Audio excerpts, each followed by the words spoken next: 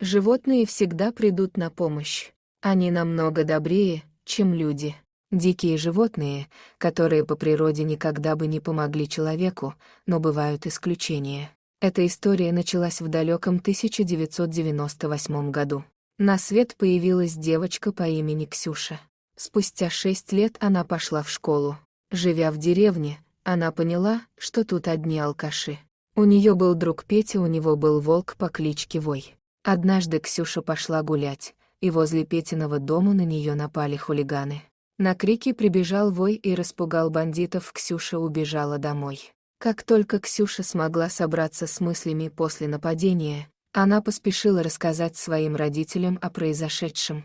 Они сразу вызвали полицию, но хулиганы успели скрыться до приезда правоохранительных органов. Ксюша была в шоке от случившегося, но ее сердце наполнилось благодарностью к Вою, который пришел на помощь. Она решила навестить Петю и поблагодарить его за то, что Вой спас ее от опасной ситуации.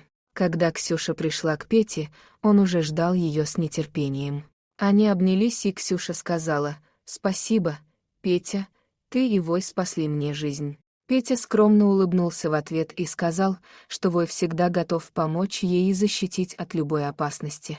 С тех пор Ксюша и Петя стали неотделимыми друзьями. Каждый день после школы они проводили вместе время, гуляя по окрестным полям и лесам.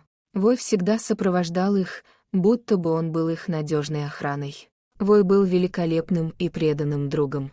Он помогал Ксюше и Пете не только в трудных ситуациях, но и в повседневной жизни. Когда Ксюша грустила или была не в настроении, Вой приходил и ласково нюхал ее руку, словно обнимая и успокаивая. Он никогда не требовал ничего взамен, лишь своим присутствием и добрым сердцем он дарил им чувство безопасности и любви.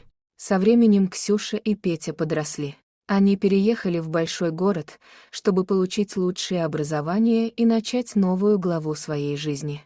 Вой остался в деревне, где его по-прежнему окружали люди, которые нуждались в его защите и заботе. Годы прошли, и Ксюша вернулась в деревню вместе со своей семьей, чтобы провести отпуск и повидаться с Петой. Когда она увидела Воя, ее сердце заполнилось радостью. Она обняла его и сказала: «Ты всегда будешь нашим героем, Вой.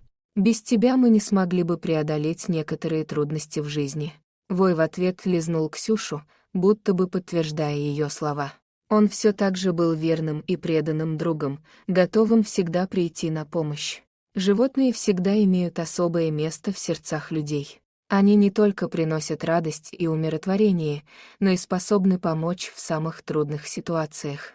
История Ксюши и Воя — это пример того, как доброта и преданность животных могут изменить жизни людей. Пусть каждый из нас найдет в своей жизни такого верного друга, который всегда будет рядом, готовый поделиться своей любовью и защитить от бед и опасностей. Дорогие друзья, если вам понравилось видео, поставьте лайк, а также подписывайтесь на канал, где найдете еще много интересного.